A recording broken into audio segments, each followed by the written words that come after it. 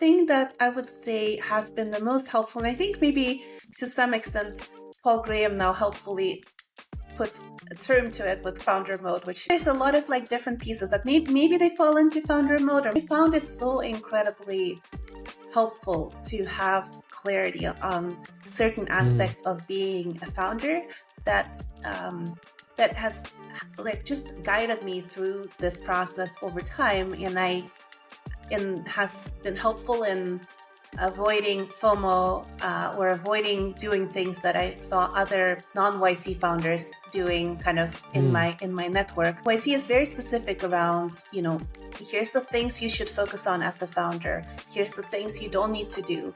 Even if investors tell you to do these things, you don't need to do them.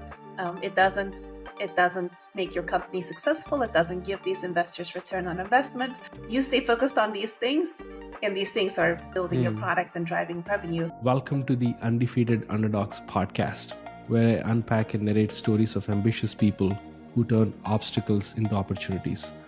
My goal for this podcast is to create a platform to narrate underdog stories and maybe play a small, teeny tiny role in inspiring you. I intend to highlight the underdog mentality and make authentic conversations with people who play the long game, take action with a chip on their shoulder, and convert obstacles into opportunities. Buckle up, as I'll be bringing some authentic founders, VCs, community builders, and content creators who got underestimated their whole lives, and yet they beat all the odds to become insanely successful. Now, today I want to tell you a little bit about our awesome sponsor, Acquire.com. Selling a business is as tough as building a business. As someone who went through this process once, selling my own startup, I know the pain it takes to get to the end zone. This is where our sponsor shines. Imagine this. You're a founder who's built a solid SaaS product, acquired customers, and generating consistent monthly revenue. The problem is, you're not growing for whatever reason. Lack of focus, lack of skill, or just plain lack of interest, and you feel stuck. What should you do? The story I'd like to hear is, you buckled down, somehow reignited the fire, get past yourself and the cliches, and start working on your business rather than just in the business. You start building an audience, move out of your comfort zone to do sales and marketing, and in 6 months, you triple your revenue. The reality isn't as simple. Situations may be different from every founder facing this crossroads, but too many times, the story ends up being one of inaction and stagnation until the business becomes less valuable or worse, worthless. If you find yourself here or your story is likely headed down a similar road, I offer you a third option. Consider selling your business on Acquire.com. Capitalizing on the value of your time is a smart move. Acquire.com is free to list, and they've helped hundreds of founders already. Go to try.acquire.com/Sharath and see for yourself if this is the right option for you. Now, let's get into today's episode. Founders, product folks, if you're manually spending countless hours gathering feedback, user surveys, analyzing it to insights, crunching into product roadmap, I respectfully say you're absolutely wasting time. Instead of all that mess, try Kraftful.ai. It's an AI product, a co-pilot for product teams. And today I have the founder of Kraftful, Yana Welinder, joining the show. Yana led product at IFTTT before Kraftful and wore so many hats in her startup journey. She's a founder of a couple of communities, Gen AI founders, VC-backed moms, which I'm very excited to talk about. Moms, VC, that's like a specific niche. And Yana is an awesome tweeter. Is that a word? She tweets a lot. I love her tweets, memes, and everything. And she's also like a big supporter of founders. She's supporting me, during my YC application, which I'm really grateful for you, Yana. And welcome to the show. How are you feeling today? I am feeling great, excited to dive in. I will say one piece, we are Kraftful.com. We actually got that .com domain. Okay, perfect. That's in and of itself is an interesting story, because people now talk about like, how did you get the .com domain now? That one startup spent millions of dollars getting theirs. I know. We did not. We were super scrappy about it. But yeah, so we're Kraftful.com. That's awesome. So now that we're talking about Kraftful, I want to curiously know about, because you publicly kind of put this application out, YC application, like for YC founders, and it's quite different. In the application, what I read, it's about like small businesses, helping them get mobile apps, Mhm. more or like that, and you pivoted it to more on the AI side. So I'm curious, and I think we just before even hit record, you just mentioned you were in the 6th year of Kraftful. So I'm curious about the whole journey, like how it started. I have like a bunch of follow-ups on user interviews. That's one thing I'm very interested in. But yeah, let's start like Kraftful, Yeah, with the K. with a K, Kraftful with a K. Yeah. So we started first with a solution for product managers at big enterprises that were building connected hardware, and the standardized experience were kind of like was powering their mobile apps. It Hmm. came from an insight I had when I was at IFT, working with a lot of these connected products. And I, sort of as head of product there, I got to travel and meet a lot of these Hmm. like, CPOs at these different hardware companies, and they were always trying to ask me, like, pick my brain about how to build a really good digital product, because they had millions of people using their hardware, sometimes even their connected hardware, but without actually connecting it, and kind of using it as dumb hardware. They were having a really hard time to kind of digitize their customer base. Right. And one thing I learned from that experience is that really their user experiences are always an afterthought, sometimes completely outsourced, Mm-hmm. and they don't really have much. It's not based on analytics. They're not shipping updates the way you would do if you were doing a regular Right. software product. And I realized that actually the experiences are highly standardizable. In fact, the way they're built, they're almost standardized, except they're not. And Mm-hmm. so that was the first premise of Kraftful was, how do we help product teams build great products by actually building them for them and do it like creating a standardized user experience. It's sort of very similar to like a web flow, but for connected hardware. Mm. And that was the starting point. And then of course we got into YC, and it was sort of at the time a very kind of baby startup, because YC just around that time didn't have a whole lot of like idea stage companies. It was all, we had so many like batchmates who were like 3 years in or 5 years in, and were sort of just idea stage at the time. Now they've gone back to doing more idea stage again.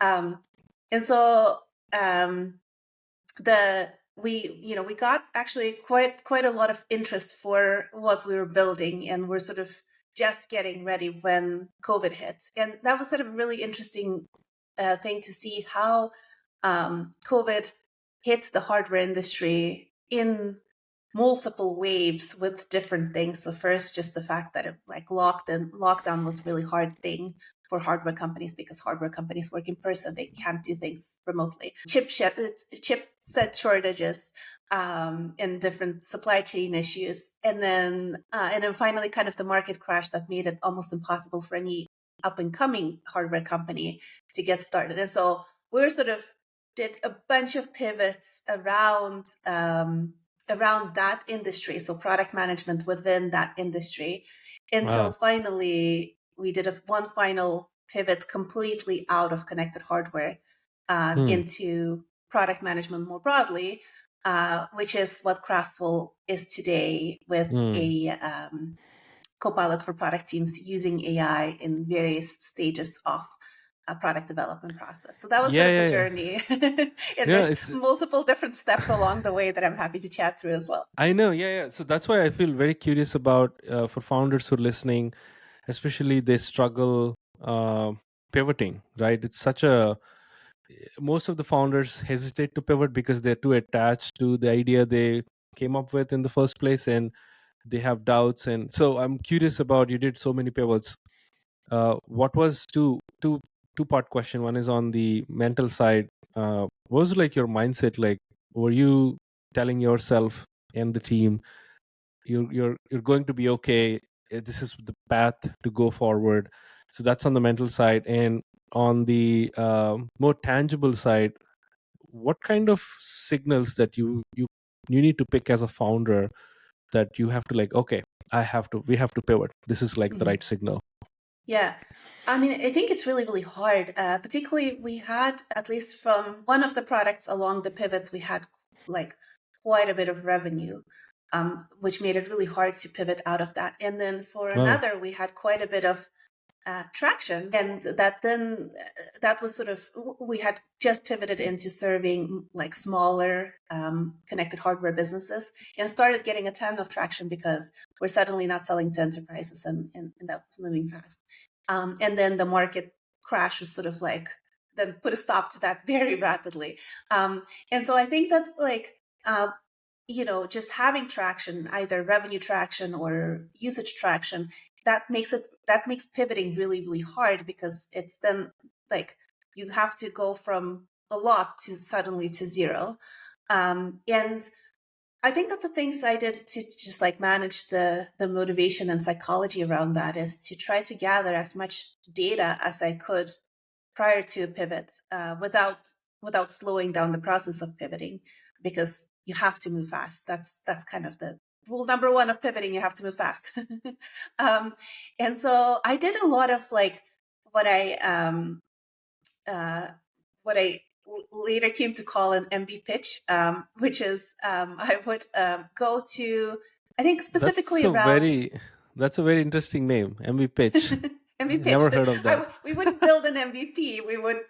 I would pitch an MVP. Nice. And so this is actually 2 years, almost 2 years ago now. I was going to the Masters of Scale Summit, which is actually coming up again now.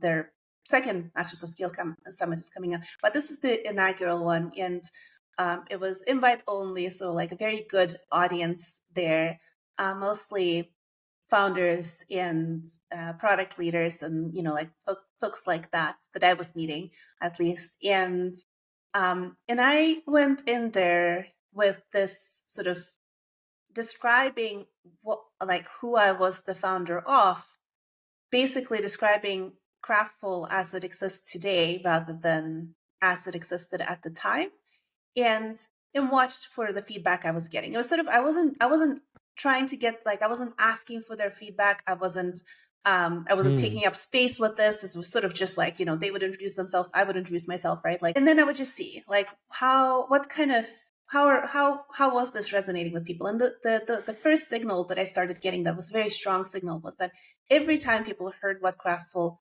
does, they would start telling me about their various pain points around this area. So there would be like, CEOs would be like, oh, we've tried to get CS teams to tell product teams what customers are saying, but CS teams have their own agenda, where they're not like, they will like kind of, just relay the latest thing they've heard, but not have a good overview of what used to happen. Or product teams are like too lazy to do this kind of research. They're always just like, they want to talk about talking with customers, but they don't actually talk to customers. It was like all of these like very specific Complaints. stories around Yeah. pain points that people started telling me, was just like a good indicator that, okay, there's something very strong here. I knew there was something strong just from having been the product leader myself. It was my own pain points, right? But Hmm. getting that reinforcement was very helpful, both for myself and just knowing that, okay, there's something there. And then I took it back to the team and was like, here's what people told me. Hmm. Like, here's like, from this size companies, here's the type of pain points folks have. From this type size companies, here's the type of pain points. So that was the very first type of like data that I gathered. And the second one was putting out the website. It's sort of like, people don't do that anymore, but we did. Hmm. Is we just changed the positioning on our website, and then saw if people signed up. And very quickly, we started seeing like, I would tweet about completely unrelated things, and Hmm. folks would go to my Twitter profile, see that I was CEO Nice. of Kraftful, see Kraftful, read what Kraftful does, and sign up. And that Hmm. happened so quickly after we changed the messaging, that was such a clear signal to Interesting. us that, okay, there's something there. So I guess just doing lots of things that can be done quickly to gather data quickly to just build conviction that this is the right pivot. I really like the scrappiness you just mentioned, like going to these conferences or like meeting a lot of people and just to be state and explaining this is what we want to be, but in a more conviction way or confident way, and observe their reaction. Because generally, like when I've heard stories founders saying that, hey, if we're about to pivot and they just go ask for feedback to pick signals, then Yeah, they just go people want to into that. please you. Yeah, exactly, like they'll be your moms and they're like, Mhm. hey, okay, they I want to protect this guy or this founder, this girl, and let me actually say some nice words. So Yeah.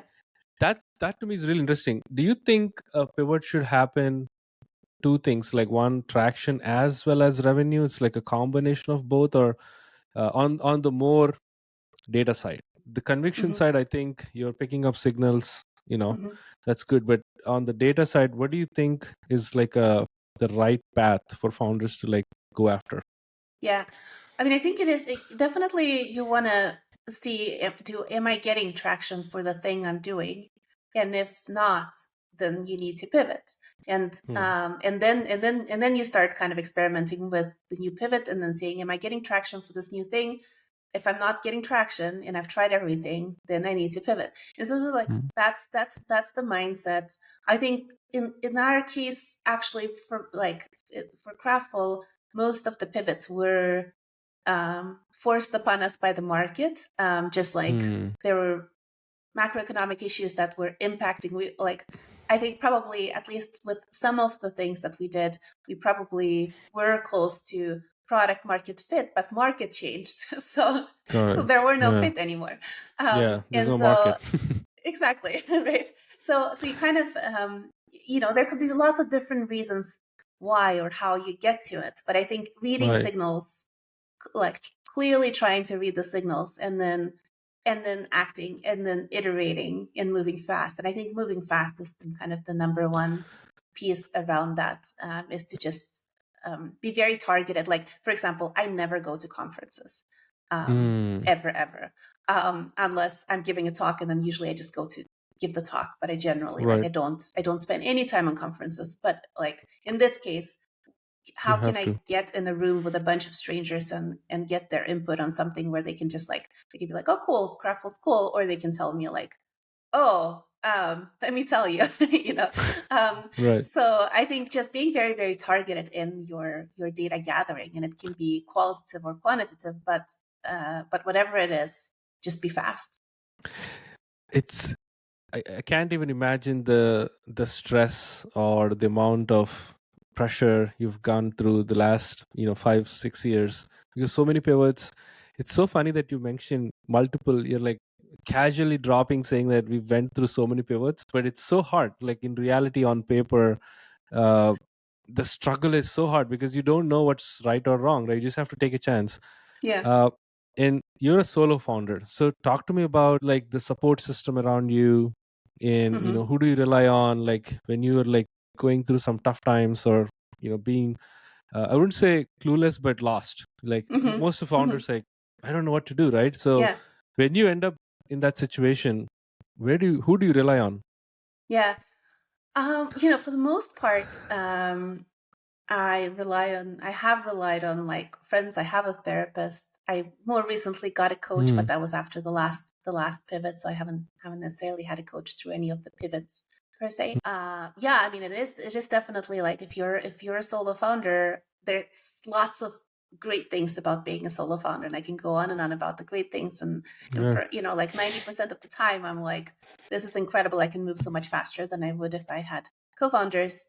And then there's like the 10% where like you're still the one person, and if your morale drops, like there's no one there to like pick it up and go motivate the team, while you're sort of recovering, or if you get burnt out or whatever. Like those are kind of like the moments of crisis is when Right.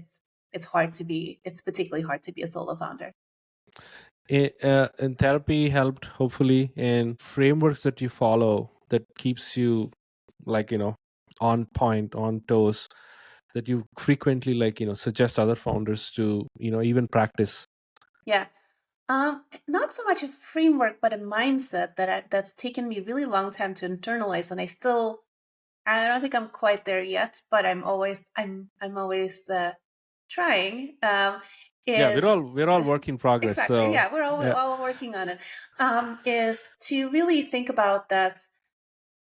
You know, the company will only be successful if I stay motivated, and this comes a little bit from kind of the data that I think early on YC showed all of us founders that most companies die not because they ran out of money, but because they ran out of motivation.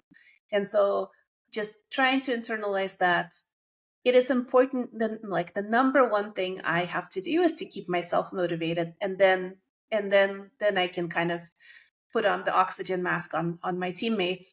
Hmm. But I have to like, if I'm investing in that, that's kind of the number one thing I can invest in, and that means that I have to like build up encouraging culture and environment, not just from the team but also for myself. All right, Hmm. like there's certain aspects of an early stage environment that is like very specific. You have to have people who are all like willing to move quickly in the right direction, as opposed to kind of like endlessly debating things, right? And that can be appropriate at different stages of a company, but isn't appropriate in the early stage. So just thinking about, is this adding to what we need, or is this taking away with every single like thing, process, person, task? If it's taking away, it's probably a waste that needs to be removed, Hmm. right? Like it can't be part of what we're doing. So that's kind of how I think about it. Again, I think you're kind of also reiterating move fast mentally too. Like if something is waste, just you just have to move fast, move on from that thing to like the next thing. So fascinating. And so one of the things when I kind of go through some low times or tough times is to also, of course, having a great support system always helps. And I think the second resource or a path I pick is rely on books. Like some of the Mhm. books I pick, either like biography of Steve Jobs, or there are like some mental oriented books that I follow. Atomic Habits is one of them. Is that something that you do as well? Like not just on people, anything else that you like, habits, Yeah, hobbies that calms you down or like puts you in the right track again? yeah.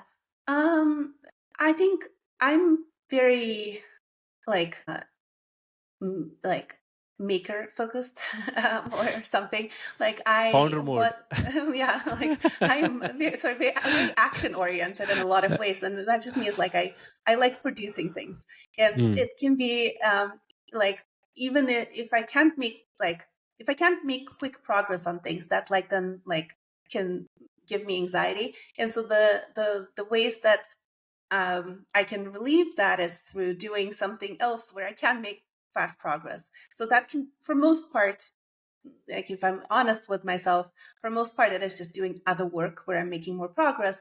But mm, practically speaking, it could also be, like painting, or doing like creating something else, mm. writing, or like I. Yeah. And so I'm sort of very, very focused on like writing rather than reading, as one Mm. example. So I don't Yeah. tend to read as much. But I will like write out. For example, I will like, during particularly tough times, I did have this sort of, it's not a journal, but I would write down like specific facts around things that were happening, and then I would Mm. zoom out occasionally and be like, all of this has happened, and here's kind of the things. Originally I created it just to be able to make decisions, because in the early days of the pandemic, things were changing so rapidly for our market that I Yeah. felt like it's hard to just keep all of these facts in mind as I was trying to make a decision on what to do next. So then I started writing it all down as like small snippets, and Mm. it helped a lot with that. But I also found that it really just helped me to get perspective on how far I've come, and Right. how quickly things are moving. It's just like it was otherwise it's sometimes hard when you're moving really fast. It's hard to tell that you are, Sure. Yeah. but if you have an opportunity to look back, that usually helps. Yeah, you just have to pause sometimes and do like a retro, right? Like a Mhm. product retro, but your own personal retro. That's right. Yeah, That's right. that it's a very interesting exercise. What you said, writing about the facts makes you really calm, right? Like because you Mhm. can't change nothing about it, right? If Yeah. market No crashes, what judgment. can you do? No Yep. judgment or no fear as well, because it's already Mhm. happening right in front of your eyes. You just have to Yep. accept. I think acceptance is the fastest way that'll relieve stress and anxiety. That's so. Yeah, I appreciate you sharing. Such a intimate details, because for listeners or even for me, kind of reassures. Oh, we have to do certain things to get out of the pit, right? Mhm. Uh, appreciate you. I want to talk about like also YC, and I hope like if during this 6 years, YC partners would have been super helpful. Curious to know how, of course, every YC founder I spoke to before, they all said it's life changing, and it's also giving me more reasons to like go after getting into YC. One of the goals of mine. But yeah, talk to me about more than life changing. Anything particularly like that really helped you shape as a founder? Because I think if I'm not wrong, you this is the first time you're doing startups like all by yourself. So first time founderish going to YC, how did they kind of reshaped your mindset and everything else? So I'm trying to think how many startups I've done before Kraftful. It's quite a few. So it's actually not first time. The only thing that's different about Kraftful is that it's the first time where I've gotten VC funding. So I have taken companies post revenue or post traction, but I have not taken VC funding before Kraftful. Got But it. the thing that I would say has been the most helpful, and I think maybe to some extent Paul Graham now helpfully put a term to it with founder mode, which you have on your cap there. It is this, but I think there's a lot of like different pieces that maybe they fall into founder mode, or maybe they're just like the kind of YC's most essential advice.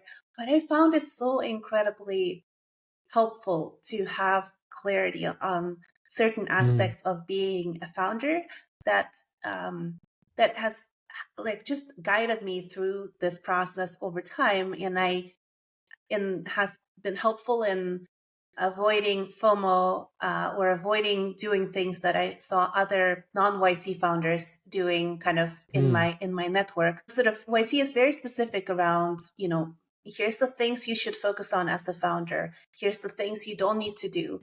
Even if investors tell you to do these things, you don't need to do them.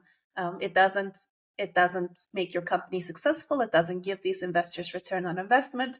Like, you stay focused on these things, and these things are, like building your mm, product and driving revenue. And it's sort of and then they had like a lot of like details around that. I kind of mentioned like I never go to conferences. Well, that's one of the things that like YC tells you, is like, don't waste time on conferences, and a bunch of founders do, but mm. YC founders by and large do not as much, unless like your customers are in the audience, then I will, right?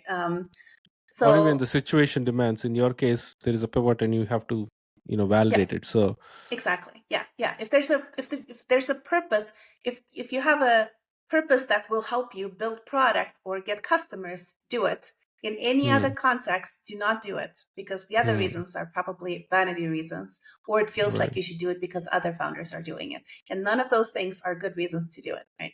Mm, So, like a lot of things that just help you make very clear day-to-day choices in being a founder, which is hard because, like, there's so many people doing, like, once you're a founder, suddenly like you're in this like founder network, not just of YC founders but of any founders, and you're seeing people like post what they're doing, and like some of it you kind of like, should I be doing that?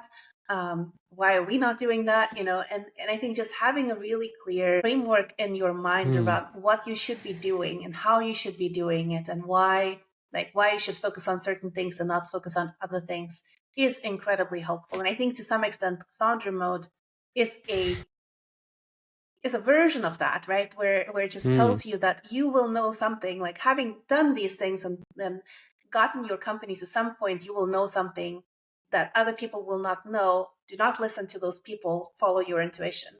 Hmm. And I think that that's very much in line with a lot of the things that you get from YC, just from taking in the wisdom of Yeah. other YC founders. Yeah, I think, that's one thing. Yeah, again, you've kind of echoed the same lessons or same themes that other YC founders talked about. They obviously said YC brought a lot of clarity. Before after is kind of like transformational. One founder said it's like truly like I couldn't recognize myself before YC. Once I've gone through to YC, like it's so different. So Mhm.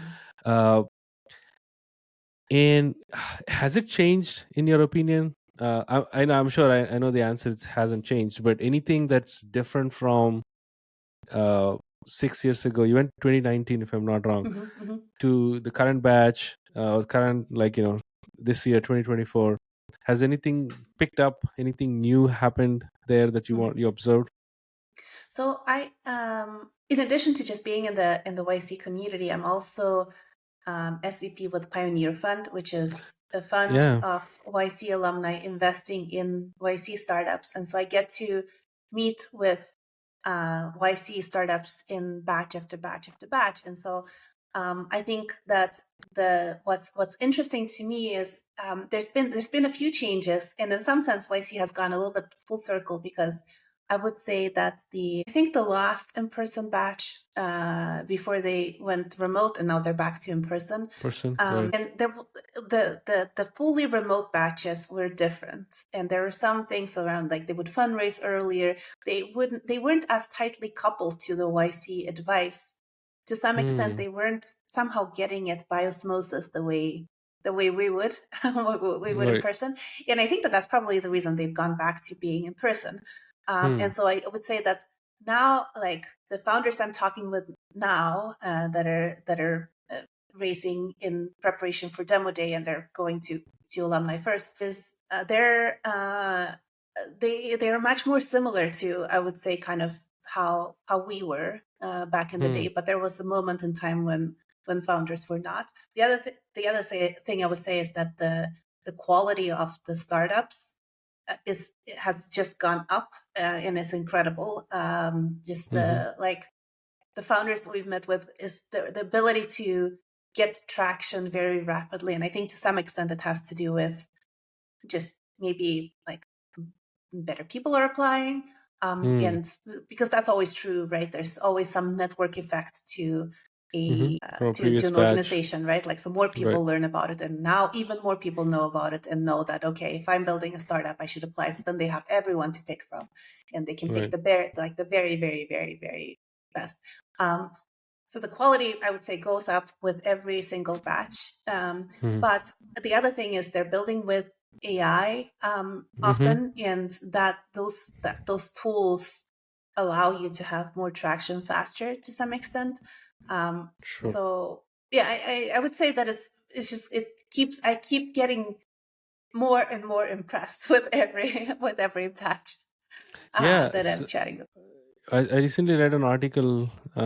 They're going back to picking only 100 startups or something, and they want to introduce like two more Hmm. batches. One is the fall Yeah, batch.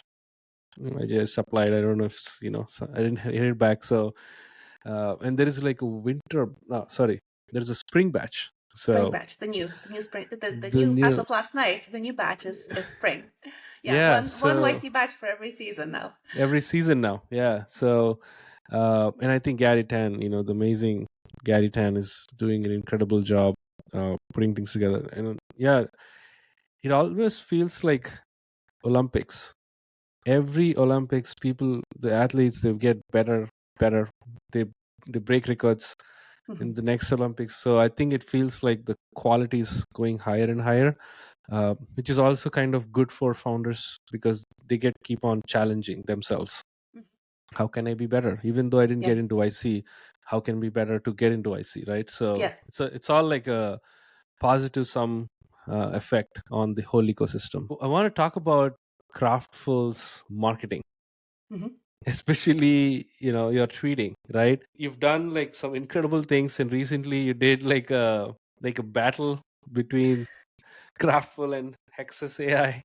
Uh-huh. Yeah, talk to me about like your tweets, the mindset of putting the word out Yeah. and organically getting traction. Is there anything that you've learned that really worked well in this, in building Kraftful for the last 6 years from a marketing Yeah. standpoint? Yeah. No, I think the lesson I learned very early on, but it's been hard one to put in practice. But I always try, is that the best way to get people to pay attention to what you're doing is by figuring out what the people you're trying to serve are interested in, and then just talk about the things they're interested in. Don't talk about your startup. Don't talk about like or do if that's Hmm. what they're interested in. But generally speaking, just try to speak to their interest. And for Kraftful, when we pivoted, there was a particular moment in time when I saw this was I tweeted a thread about non-alcoholic beers, and it wasn't didn't go viral or anything. Like I've had much more viral tweets than that, but there was interest in that, and particularly from Hmm. like product management, product builder community, there was interest in that topic. And then people engaged with that. They also looked me up, and then they went and signed up for Kraftful. And so that was sort of like my first indication of I need to figure out what are the themes that folks are interested in discussing, and what are all the different ways they can like what are the different ways to get their engagement so that I can get more Hmm. people talking about things. So one other technique that I've used a lot is just kind of raising those conversations around topics that folks are interested in, and then having a discussion, and then turning that discussion into something tangible that folks can then use Hmm. and take action on. So we actually use Kraftful to summarize threads of inputs that folks have provided on particular topics, like how to do road mapping or prioritization, or how to do different things in product, and then turn that into like tangible. Here's a blog post based on what like 500 people said about this. Um, Hmm. and so that's been really helpful. And then most recently we did a product hunt launch where Rajiv, the product hunt CEO, challenged me and another founder to do a head-to-head on product That's hunt. so fun. It was a lot of fun. But I also like, actually, when he first pinged me, I immediately said yes, but part of me was like, I don't know, like, is this a good thing? Is this a bad thing? And I was like, wait, it can't be a bad thing, because whatever, like the whole point about product hunt launches is to try to get people to look at your product. And if you're doing a head-to-head, that's something special that's Right. different from all the other people that are on the leaderboard. So like that in and of itself is going to be helpful. And so I Yeah. jumped on that. And then the other founder, Rajiv, introduced me to the other founder. And then we jumped to a text thread. And she was like, well, Wow. what should we do as the other as the other challenge? And then she found this tweet from me where I had posted about like my tonal, how I use tonal, and she was like, "We should do a physical challenge. Why don't we?" This is like right after the pandemic, and she's like, "Why don't we do sorry, right after the Olympics?" And she's like, "Why don't we do an Olympic style Nice. physical challenge?"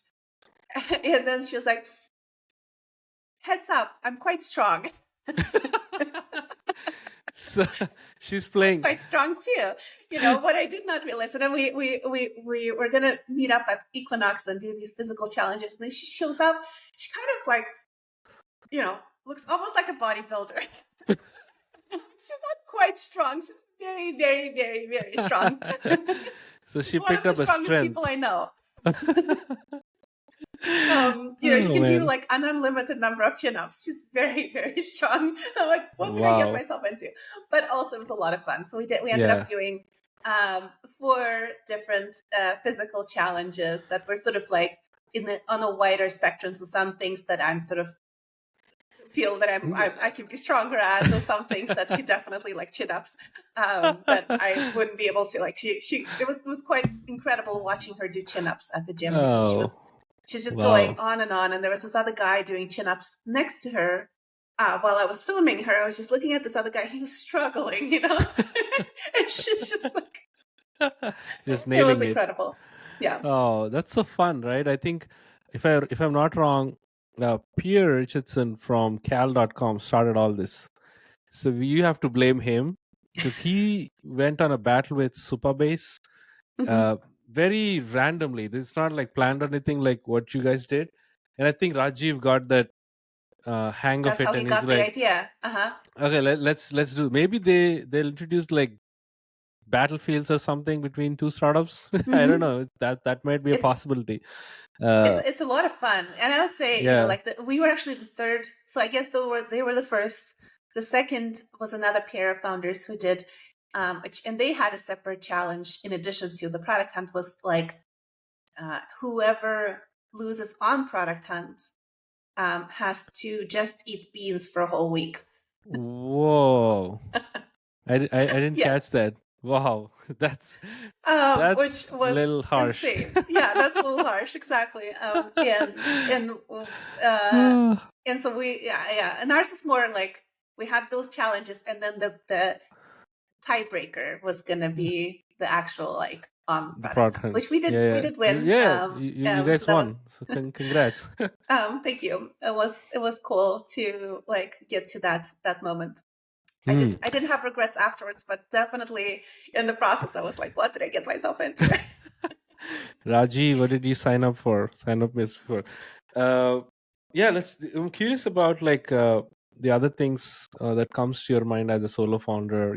One, marketing. Of course, you're a product person, so you have like a high empathy towards the persona you're building for. What about like growth in hiring? How do you handle like multiple hats, literally switching between like because you're solo and you have to take care of everything like fundraising, for example, and everything else in between. Yeah, I would say that that's the hardest part about being a solo founder. Hmm. In addition to motivation, is that there's the highest priority items you can only do one. Like I mean, you can focus on a few of them, but you can't do like if you had co-founders, you could have one person just like focus on product and the other person just focus on selling.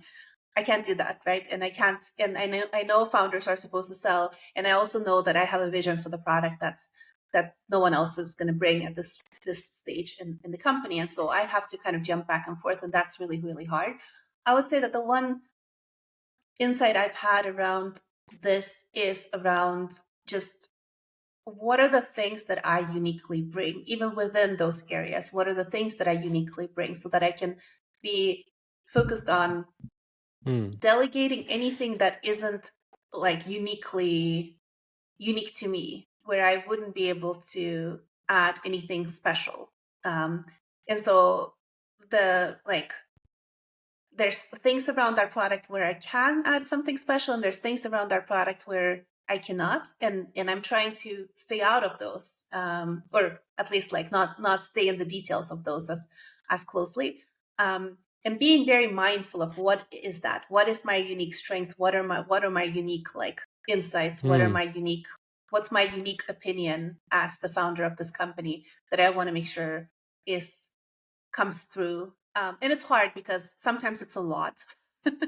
It's a lot of things, and then Yeah. I have to be like, okay, what are the uniquest, like, and so that I can at least prioritize that, because I have to some extent I do think that things like selling, Mm-hmm. um, that is for PLG, not so much now that a lot of our customers are coming inbound and primarily first interacting with our product. But when we had outbound motions in sales, that the message we would send would be people's first touch point with us. And I think that Hmm. that is a representation of our product. So that sales message needs to be user friendly. Hmm. It needs to have all the different things that are unique about how we think about the humans we are selling to. And so that's been kind of an interesting conversation with salespeople, where they've kind of like, I get that you're like a product person, because the way you think about it is like you're designing a user experience Mm-hmm. Mm-hmm. for the buyer. But that's been like, there's certain things like that where it's like I have a certain perspective that I want to bring to my business. That is, I do think that if, for the entire history of Kraftful, to some extent, we've always been focused on helping you provide Hmm. a better user experience to your customers. And that means that we have to show people that we can provide a good user experience in everything we do. And so Right. then that then becomes quite a lot of different like touch points. When it comes to strengths, I'm also curious, since you're so into product, have you implemented any, I wouldn't say tactic is the wrong word, but any clever ways to make products stick with the users? Like one of the things that I see on and I have implemented in building my own products is using powered by, uh, as if I built a product called Shoutout, where it takes all the social proof and make it into an embed, and so you can Mhm, put it on your website, and the embed will have powered by Shoutout, and most of our traffic came from powered by Shoutout because they mhm. actually you know clicked on it. So anything like Yeah. that, clever ways to make products stick or go word of mouth viral among product teams, anything, any I'm curious about that. Yeah. We've had really anything where you have had ability to share or like virality like that. We do have powered by Kraftful. So like for example, our Kraftful Hmm. surveys do say powered by Kraftful, and that's definitely been, we've had customers collect feedback from millions of people, and they fill out surveys that are powered by Kraftful, right? So that's Right. definitely one example of this sort of thing. I would say that another is just to like think about what's the what is the feeling we want people to when they use Kraftful or having used Kraftful. Like we want these, frankly, we're at 50,000 Mm-hmm. teams and product builders now, but there's still so many, many, many more out there, right? Mm-hmm. These folks are just early adopters of using AI in everything product, and we Sure. want them to feel proud that they are jumping on this wave head on. They're not going to be the folks who will be left out, right? Like they're thinking about how to use AI Mm-hmm. the moment it became available.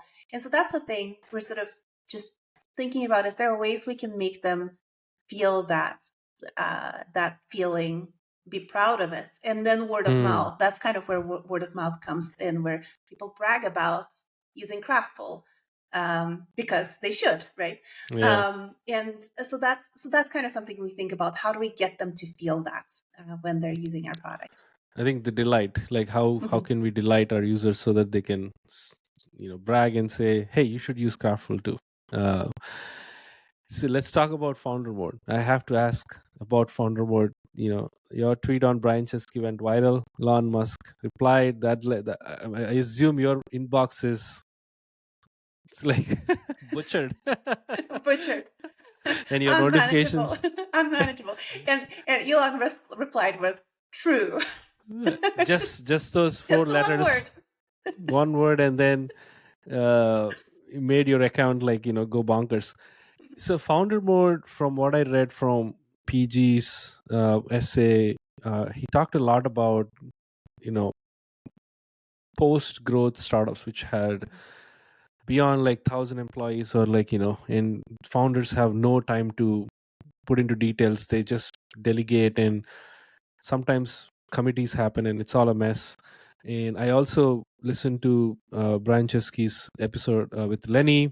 He kind of echoed on the same ways that they eliminated all the committees. It's going to be very uh, involved way of working at Airbnb. So talk to me about your understanding. So my understanding is founder mode is specifically for later stage companies. In early stage, you just have to do everything that's by default, right? And of course, like, you should not listen to others. You do your own Yeah. thing. Have a gut check. Yeah, I want to hear your understanding from the essay, and you being a founder, your experience of tuning into that mode. Yeah.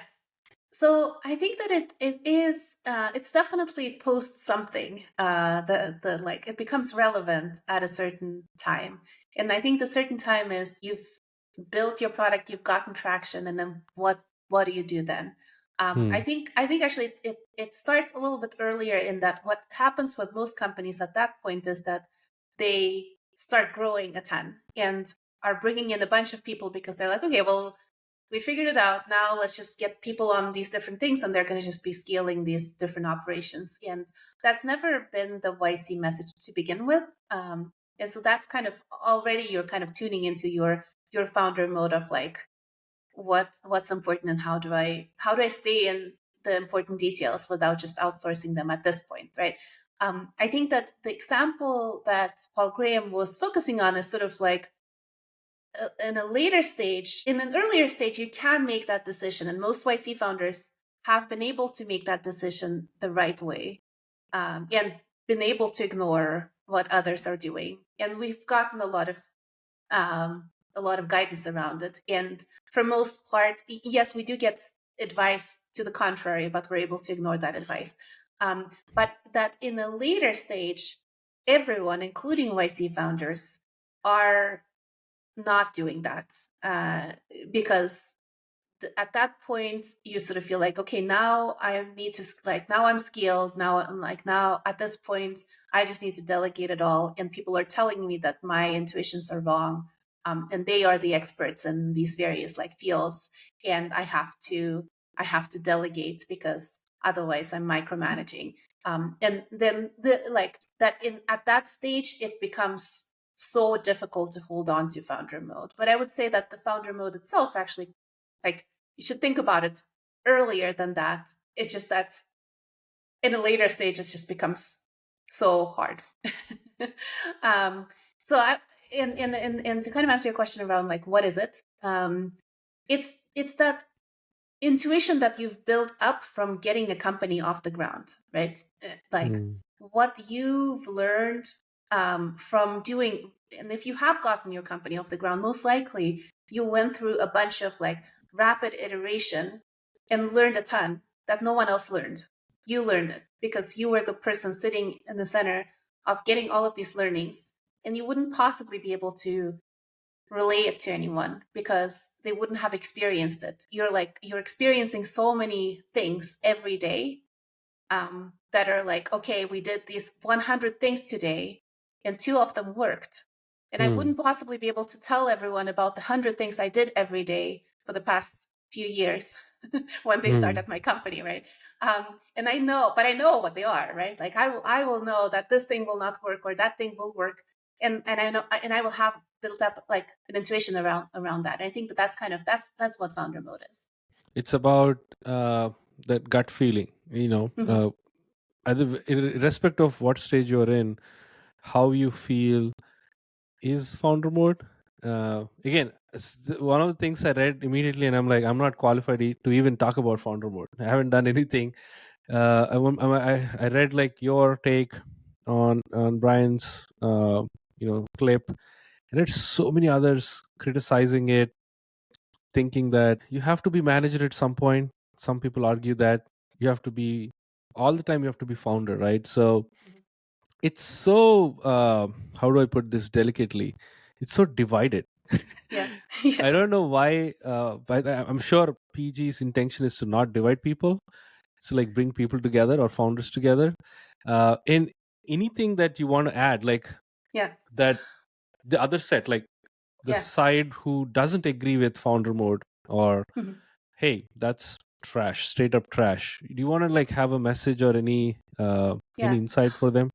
One thing I would say around the division is, having had one of these like super viral tweets on this topic with like thousands of people chiming in, right? Um, all the founders were in favor of founder mode. Mm. And all the people against founder mode were not founders. Just that. Paul Graham hasn't caused any division in the founder community. He has caused division between founders and non-founders. Yeah, in the tech In community some overall. non-founders. But I would say, like there's some non-founders that are supportive of founder mode too. But Right. most certainly, I did not see any founders speaking Yeah. out against founder mode. And I saw thousands of people, Yeah. talking about it. So, and I would say, there's probably a reason why why this so strongly resonates with founders, right? And maybe there's like, if you haven't gone through that experience, like this is kind of a message to the folks who are against founder mode. If you haven't gone through that experience, but it is so clear to founders that this resonates with their experience, perhaps there is something there, right? Then there's other things in your life that you could look at, like folks becoming parents. Before becoming a parent, I would look at that experience and I would just not get it. I would be like, I would understand it would like have demands on my time, like, but I would still have this human who would had my genes or whatever, right? But you wouldn't get it. Like you would only get becoming a parent after becoming a parent. And I bet there's other experiences like that where once you've gone through the process, there's something that you understand that you would never have understood yourself prior to that experience. And maybe that's just something to kind of think about for folks. I love that. I think, in short, founder mode is all about being permissionless, owning everything, 100% ownership. And I feel having a lot of skin in the game. If you don't have skin in the game as a founder, you can't really understand, right? So, but Yana, I think we're kind of on time now. I have a lot of questions, but I want to maybe we should do We'll a have to do a second round. follow-up. Yeah, we should do a second round. Any closing thoughts before we wrap up? Yeah, no, this is great. Really enjoyed chatting, and if folks have thoughts on this, if they have strong opinions on Funder mode or anything else that they want to share, I am Yana Tweets on Twitter or X. I'm not going to change to Yana X. That's probably the easiest way to find me, or just check out Kraftful at kraftful.com. Absolutely. Yeah, we're going to link all the things we talked about in show notes. And that's it, folks. Hustle your ass off, be in founder mode all the time. You founders know that by default, and keep going. That's it. Cheers. Take care.